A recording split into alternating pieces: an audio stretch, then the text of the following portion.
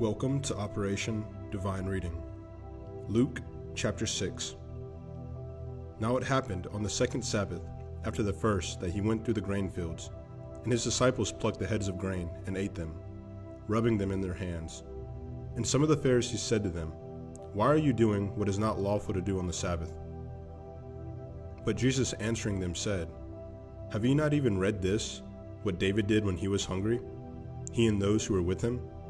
How he went into the house of God, took and ate the showbread, and also gave some to those with him, which is not lawful for any but the priests to eat.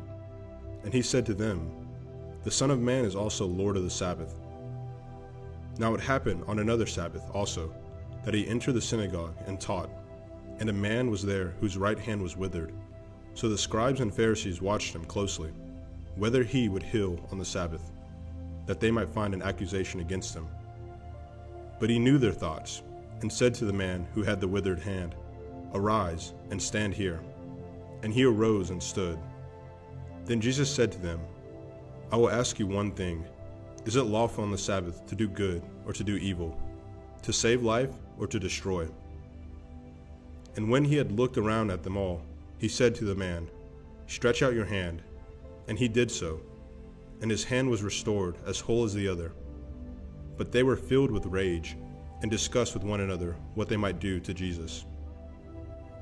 Now it came to pass in those days that he went out to the mountain to pray, and continued all night in prayer to God. And when it was day, he called his disciples to himself. And from them he chose 12, whom he had also named apostles: Simon, whom he also named Peter, and Andrew his brother, James and John, Philip and Bartholomew, Matthew and Thomas, James the son of Alphaeus, and Simon called Zealot, Judas the son of James, and Judas Iscariot, who also became a traitor. And he came down with them, and stood on a level place with a crowd of his disciples, and a great multitude of people from all Judea and Jerusalem, and from the seacoast of Tyre and Sidon, who came to hear him and be healed of their diseases, as well as those who were tormented with unclean spirits, and they were healed. And the whole multitude sought to touch him, for power went out from him and healed them all. Then he lifted up his eyes toward his disciples and said, Blessed are you poor, for yours is the kingdom of God. Blessed are you who hunger now, for you shall be filled. Blessed are you who weep now, for you shall laugh. Blessed are you when men hate you, and when they exclude you, and revile you, and cast out your name as evil, for the Son of Man's sake. Rejoice in that day, and leap for joy, for indeed your reward is great in heaven. For in like manner their fathers did to the prophets.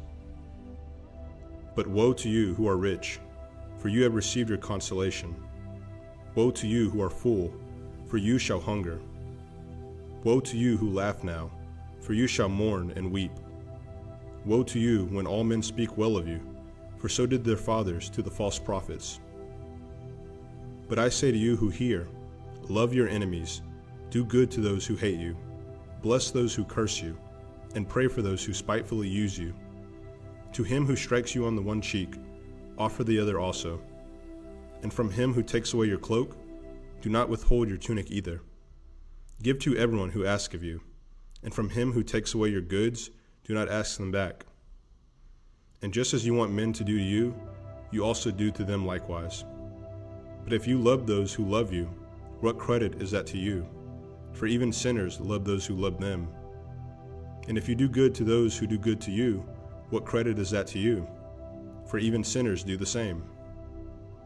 And if you lend to those from whom you hope to receive back, what credit is that to you? For even sinners lend to sinners to receive as much back. But love your enemies, do good, and lend, hoping for nothing in return. And your reward will be great, and you will be sons of the Most High. For he is kind to the unthankful and evil. Therefore be merciful, just as your Father also is merciful. Judge not, and you shall not be judged. Condemn not, and you shall not be condemned. Forgive, and you will be forgiven. Give, and it will be given to you. Good measure, pressed down, shaken together, and running over will be put into your bosom. For the same measure that you use, it will be measured back to you." And he spoke a parable to them. "Can the blind lead the blind? Will they not both fall into the ditch? A disciple is not above his teacher, but everyone who is perfectly trained will be like his teacher. And why do you look at the speck in your brother's eye, but do not perceive the plank in your own eye? Or how can you say to your brother, 'Brother, let me remove the speck that is in your eye,' when you yourself do not see the plank that is in your own eye? Hypocrite! First remove the plank from your own eye, and then you will see clearly to remove the speck that is in your brother's eye. For a good tree does not bear bad fruit, nor does a bad tree bear good fruit. For every tree is known by its fruit. For men do not gather figs from thorns, nor do they gather grapes from a bramble bush. A good man out of the good treasure of his heart brings forth good, and an evil man out of the evil treasure of his heart brings forth evil. For out of the abundance of the heart his mouth speaks. But why do you call me Lord, Lord, and not do the things which I say? Whoever comes to me and hears my sayings and does them, I will show you whom he is like. He is like a man building a house, who dug deep and laid the foundation on the rock. And when the flood arose, the stream beat vehemently against that house, and could not shake it, for it was founded on the rock. But he who heard and did nothing is like a man who built a house on the earth, without a foundation, against which the stream beat vehemently, and immediately it fell, and the ruin of that house was great."